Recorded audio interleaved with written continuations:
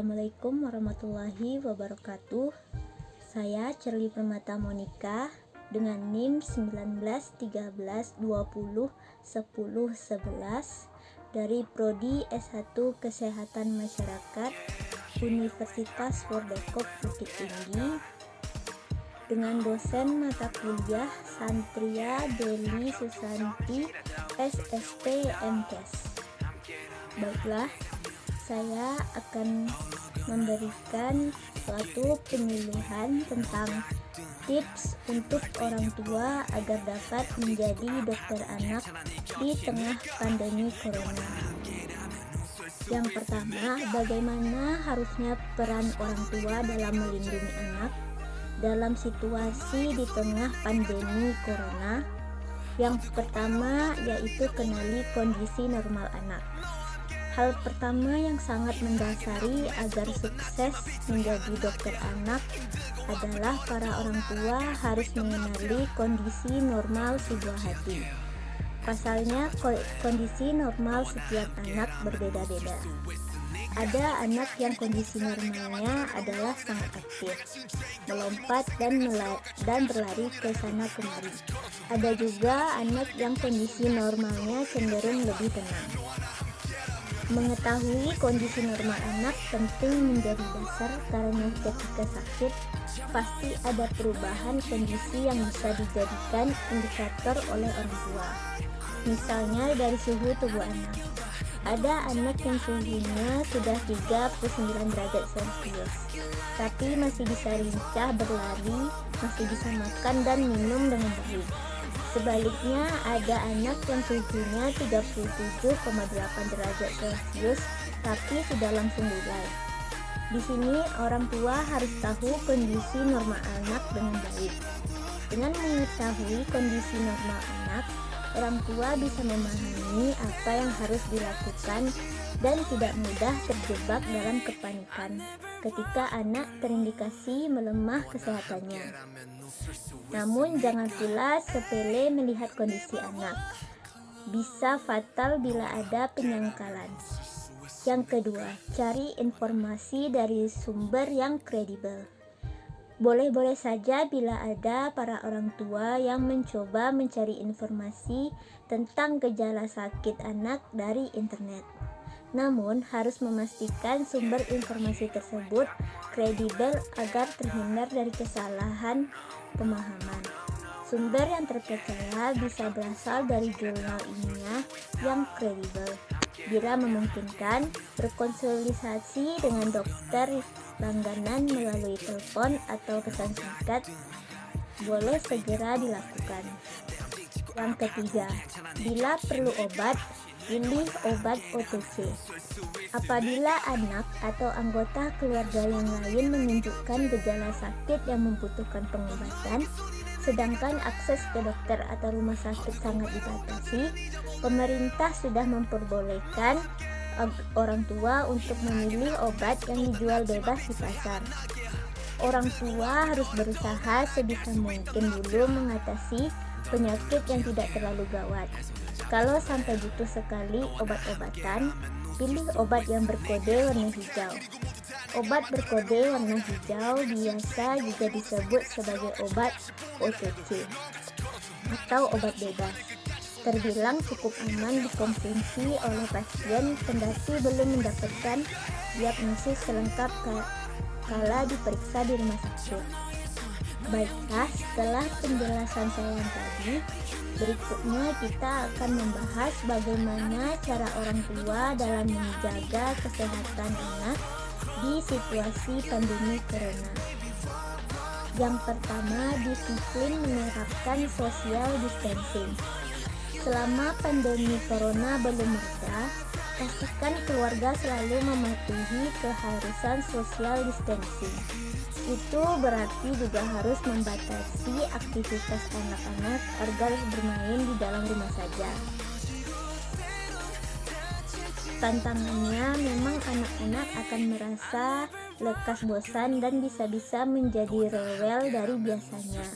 Tapi dengan memberi pengertian, orang tua bisa mengajak anak-anak untuk beradaptasi agar beraktivitas di rumah saja.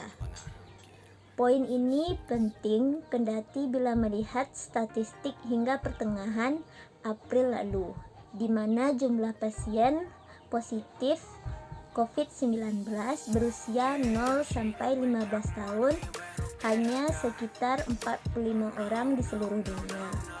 Walau kecil angkanya, anak-anak tetap memiliki resiko terinfeksi. Bahkan anak-anak bisa menjadi faktor penyebab cepat penyebaran COVID-19. Maka dari itu lebih baik dibatasi aktivitasnya di rumah saja. Yang kedua, menjaga asupan gizi. Strategi yang dapat dilakukan oleh orang tua selanjutnya untuk sukses menjadi dokter anak adalah dengan menjaga asupan gizi anak.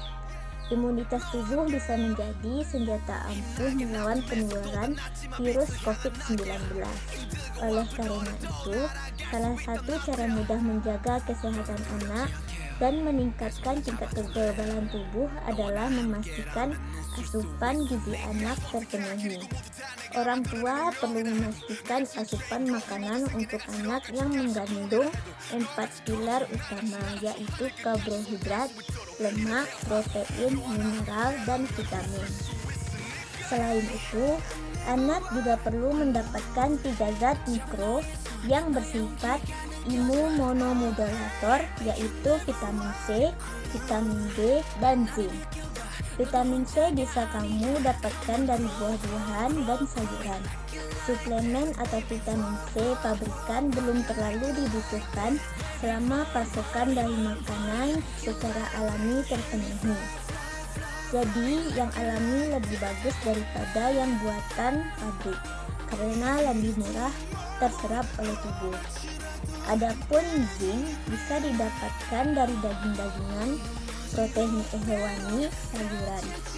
Sedangkan vitamin D yang terbaik adalah yang berasal dari sinar matahari pagi, yaitu sinar ultraviolet B atau UVB. Untuk mendapatkannya, anak-anak bisa berjemur seminggu 3 kali selama 10-15 menit. Untuk mengetahui kapan ada sinar UVB, bisa memanfaatkan aplikasi seperti UV Index di ponsel pintar.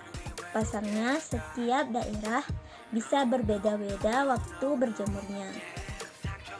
Lalu bagaimana dengan ramuan herbal yang dapat disebut-sebut bisa menambah kekebalan tubuh? Herbal memiliki kandungan yang baik, namun sejauh ini belum ada penjelasan pasti berapa yang harus dikonsumsi agar manfaatnya bisa dirasakan oleh tubuh. Yang berikutnya, ajak anak-anak untuk berolahraga bersama.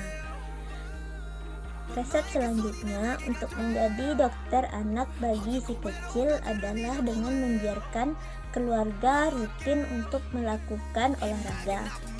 Nah, karena selama social distancing, pergerakan dibatasi untuk di rumah saja, seperti bisa mengajak anak berolahraga ringan dapat dilakukan di rumah saja dengan menonton video kebugaran di YouTube yang sudah banyak tersedia.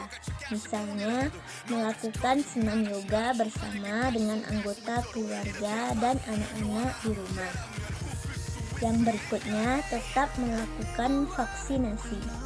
Ikatan Dokter Anak Indonesia, yaitu IDAI, sudah mengeluarkan rekomendasi tentang pentingnya untuk para orang tua agar tetap memberikan vaksin pada anak di tengah pandemi corona.